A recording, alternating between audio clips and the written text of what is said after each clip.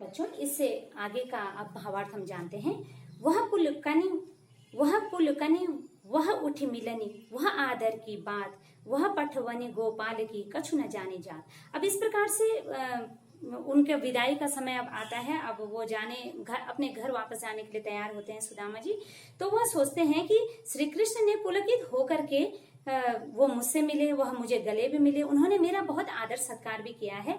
वह पठवनी माने होते भेजना, उन्होंने मुझे भेजा है, इस तरह से भेजा है उन्होंने मुझे, कछु ना जाने जातु। इस प्रकार से मुझे उनके बारे में यह कुछ बात मुझे समझ में नहीं आ पा रही है कि उन्होंने मुझे खाली हाथ क्यों भेजा।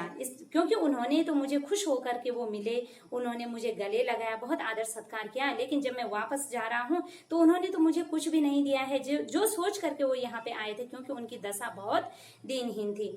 घर घर कर ओढ़त फिरे तनक दही के काज। अब वो बचपन के बारे में याद कर रहे हैं कि वो तो घर घर, जब वो बचपन में श्री कृष्ण अपने हाथ फैलाते थे दही के लिए, घर घर जाते थे, घर घर फिरते थे और दही के लिए अपने हाथ फैलाते थे। कहा भयो जो अब भयो हरि को राज समाज। लेकिन अब उनके पास सब कुछ है, लेकिन मेरे पास तो जो थोड़ा सा चावल भी था जो मैं मांग करके लाया था, वो तो मैंने भी श्री कृष्ण को दे दिया है, तो मेरे पास तो अब कुछ भी नहीं रहा है। इस प्रकार से वह सोच रहे हैं। हो आवत नाही होतो, मैं तो यहाँ आना भी नहीं चाहता था, वाही पठयो ठेली, लेकिन वही उसी ने मुझे यहाँ भेजा। उसी ने मतलब उनकी पत्नी ने उनको यहाँ जबरदस्ती भेजा हुआ था। तो वो कहते हैं कि मैं यहाँ आना भी नहीं चाहता था, लेकिन मेरी पत्नी ने ही मुझे यहाँ जबरदस्ती भेजा। अब कहियो समझाए के बहुत धन धरो सकेले। अब मैं समझा करके बोलूंगा कि लो, ये बहुत सारा धन श्री कृष्ण ने मुझे दिया है और अब आप इसे संभाल लीजिए। यानी कि उन्होंने उनको कुछ भी नहीं दिया, वो ये सोच रहे हैं। वैसे ही राज समाज बने गजबाजी घने मन संभ्रम छाए। वैसे ही राज समाज, अब जब वो अपने गांव में पहुंचते हैं तो वो देखते हैं कि तो वैसे ही राज्य है जैसे द्वारिका था। गज हाथी यानी कि हाथी और घोड़े भी हैं। तो घने मन संभ्रम, उनके मन में कुछ भ्रम हो रहा है, उनका मन भ्रमित हो रहा है। कंधों परयो कहूं मार्ग भूली, क्या मैं कोई रास्ता तो नहीं भूल आया हूँ। कह फिरी कह मैं अब द्वारिका, क्या मैं दोबारा से द्वारिका नगरी में ही तो नहीं पहुंच गया हूँ।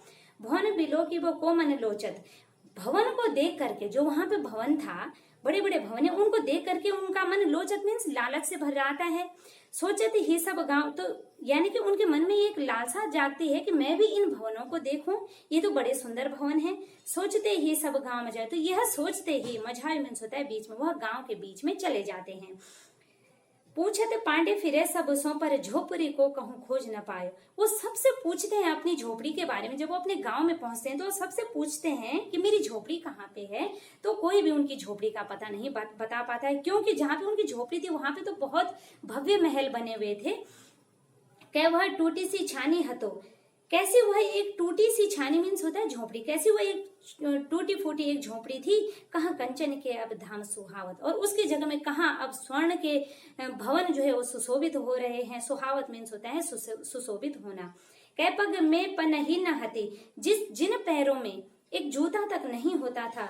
कहाँ ले गज राजा उठाड़े महावत, और उन्हीं की अगुवाई के लिए, उन्हीं को कहीं भी अगर जाना होता है तो उसके लिए, उनकी सवारी के लिए यहाँ पे साधन उपलब्ध हैं। यहाँ पे घोड़े गाड़ी या जो भी होते हैं, तो इस प्रकार के साधन उनके लिए उपलब्ध हैं। यानी कि उनको अब पैदल बिल्कुल भी जाने की जरूरत नहीं है। भूमि कठोर पे रात कटे, कठोर भूमि पे लेट करके उनकी रात्रि व्यतीत होती थी। कहाँ कोमल सेज पे नींद न आवता, और आज जो है कोमल सेज है जहाँ पे वो लेटते हैं, तो मखमली गद्दे वहां पे लगे हुए हैं, तो उस पर भी उनको नींद नहीं आ पा रही है। क्या जरूरत तो नहीं को दो समा, एक समय ऐसा था जब उनके पास घटिया किस्म के चावल भी उपलब्ध नहीं हो पाते थे।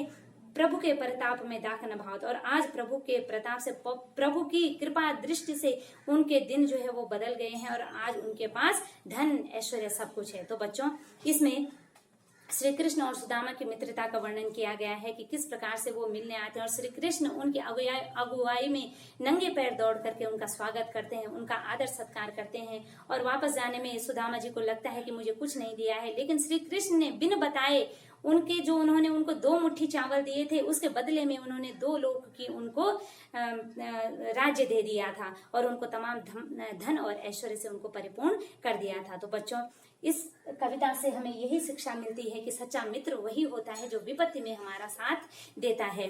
और इस तरह की जो मित्रता होती है यह अनुकरणीय होती है। यह हमारे लिए आदर्श इन्होंने प्रस्तुत किया है कि सच्चा मित्र वही होता है कि जो विपत्ति में हमारा साथ देता है। रहीमदास जी का एक दोहा भी है बच्चों, जो इससे मिलता जुलता है। कही रहीम संपत्ति सगे, बनत बहुत बहु रीति, विपत्ति कसोटे जे कसे ते साँचे मीति। यानी कि जब मनुष्य के पास धन संपत्ति होती है तो उसके बहुत सारे मित्र बन जाते हैं, लेकिन सच्चा मित्र वही होता है जो विपत्ति काल में साथ देता है। तो इस प्रकार बच्चों, मित्रता हमारे जीवन की आवश्यकता है, लेकिन सच्चा मित्र वही होता है जो हमारी, जब हम परेशानी में रहते हैं तो वो हमारे लिए एक सहायता बन करके आता है, वो हमारी सहायता करता है। तो इस प्रकार इस पाठ का यह भावार्थ हुआ। बच्चों, आप इसको अच्छे से देखिए, समझिए और इसको आप अपनी बुक से रीड कीजिए। ओके बच्चों, थैंक यू।